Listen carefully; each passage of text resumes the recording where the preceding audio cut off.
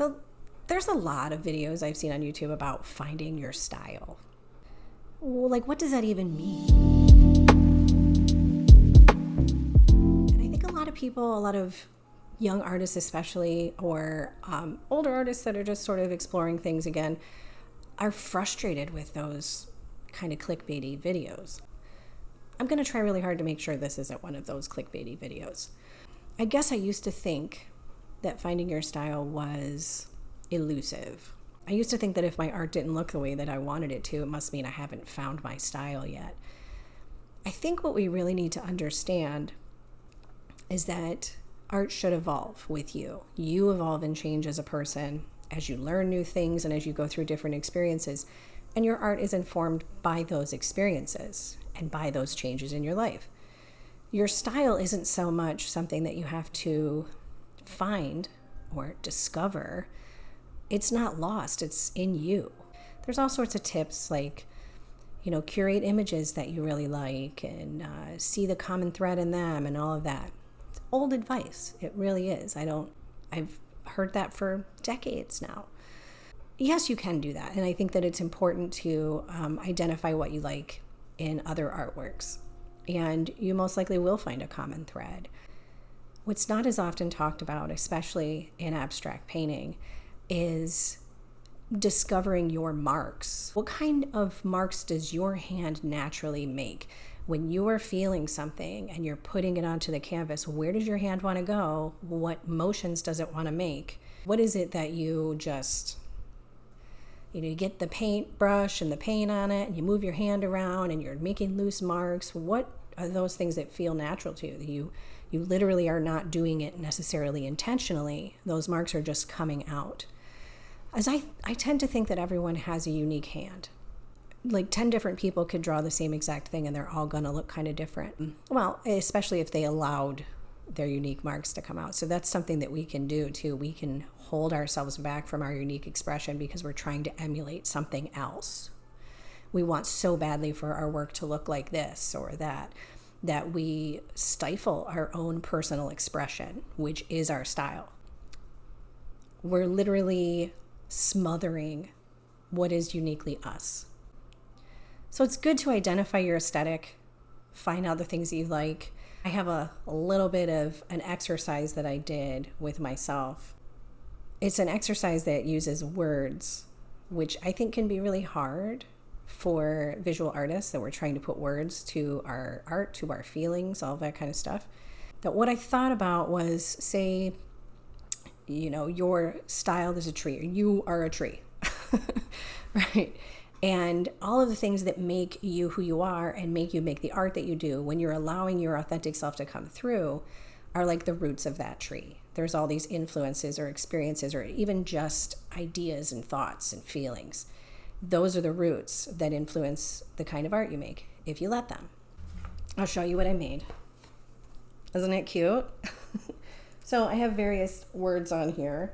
So this is specifically about abstract painting. It says total and representational. So it may be that you're working more on cartooning or sculpture or whatever your jam is. So I have florals, and I have over here I've written landscapes too, although the florals are really what I'm into at the moment. And I have various words that to me are representative or influential to the way that I make art. I'll put up a picture of this cute little Sharpie, and actually these are Una Posca markers, and then Sharpie. It was fun. Anyway, I've got things like raw line and color blocking and weird and awkward, because I love things that are kind of weird and awkward. I like asymmetry. I like the juxtaposition of elements. I like to, in my feeling, go in and take a piece that I know isn't working or hasn't lasted over time.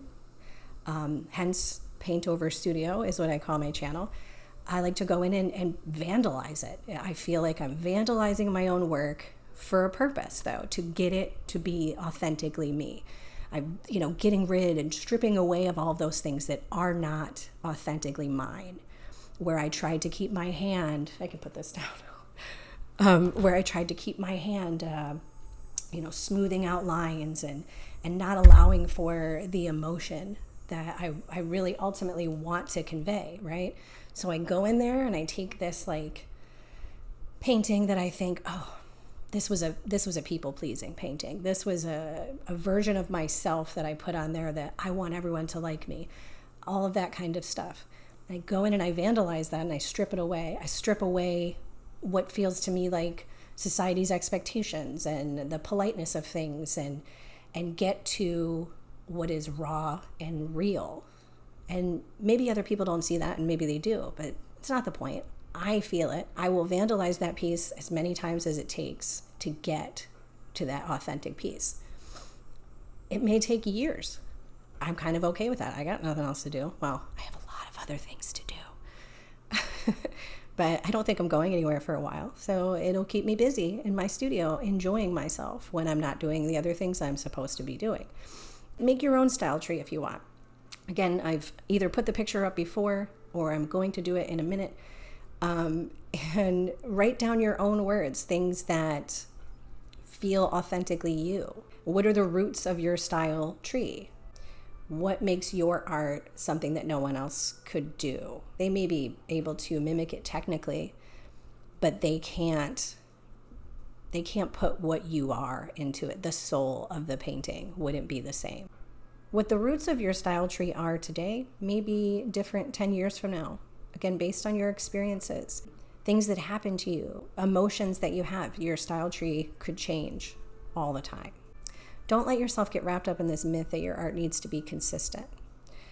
The only thing that needs to be consistent is that you getting in there and making it. Consistency may as well be called stagnation. You need to try new things, evolve, change, become a better version of you, which will make you a better artist. Another thing that I've been thinking about lately is that everyone kind of has that thing that they've always been drawing. Like a lot of people who are into art throughout their adulthood, they were probably doing a lot of drawing as children or teenagers or whatever.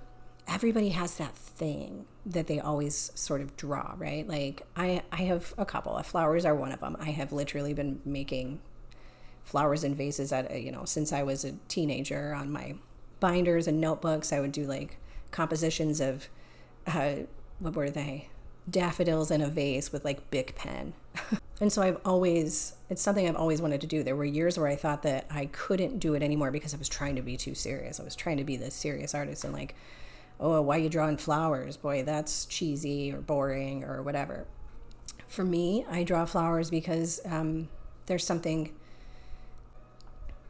I draw flowers very specifically in containers or in vases. And there's the reason for that is that moment that may have only been captured in my mind, right? These are make-believe flowers. I'm not typically painting from still life. That moment where they're in that vase, that beautiful moment is impermanent. It will not last forever. To me, there's something very emotional and tender and vulnerable about that. It's like our lives. Anyway. So the other thing I draw a lot, or I used to draw a lot, at least anyway, are faces. And I have a very particular way of doing faces, but I haven't done them in a very long time. And right now I'm stuck in this beautiful, tender, impermanent flower moment. So, but who knows? Maybe I'll start doing funky portraits in another year. Maybe I'll go back to doing some landscapey stuff, which I actually find is a lot more of a struggle for me, doing abstract landscapes. Let's sum up. Your style doesn't need to be found. You've got it, all right? Allow it to come through, though. And some of the ways you can do that is by curating different sorts of images and other artwork that you like. That can help you cultivate your own aesthetic. Like maybe I know what emotions that I want to put out there, but maybe I don't know how I want it to look. Maybe you see a piece, you see a painting from, 60 years ago that someone made, and you're like, oh man, I can feel that, and I want that to come through into my paintings too. So do the style tree exercise if you want to. If at the very least, it's kind of fun. If you don't want to draw a whole tree, then, make a list of things on a piece of paper. Actually, no, don't make a list, make a web and start connecting those things into each other. I have something like romantic and emotional with the lines that go to each other. And maybe those don't make sense to other people, but they make sense to me. And again, that is what you need to identify. What makes sense to you? How do you want to make art? Oh God, I forgot one really important part. You might see something that you really like and identify that as like an aesthetic of yours. Make sure you try it out though. Okay? Like if you see a piece that you really like and you have to go through a different process to make it than you have before, just try it out. If it doesn't feel like you, then it's not your style. You know, it can be hard. Hard is fine. You don't keep practicing. But if it doesn't feel like you, then paint over it. Vandalize the hell out of that thing until it does feel like you. There's no sense in making inauthentic artwork. There's really no sense in it. My leg is starting to hurt. For some reason, I'm sticking to this chair. Why is the chair so sticky? I mean, it's got to be older than dirt, but still, it's like gummy wood. That's bizarre. Are you telling me I could have been sitting like this the whole time? My back feels so much better this way. Why was I sitting with my knee up?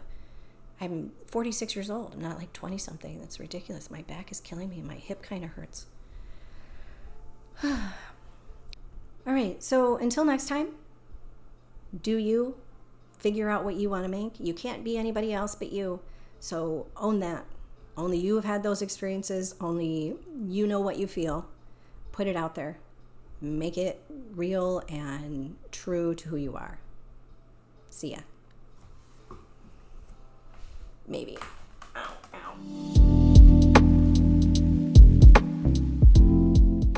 I should probably have like an ending or something, right?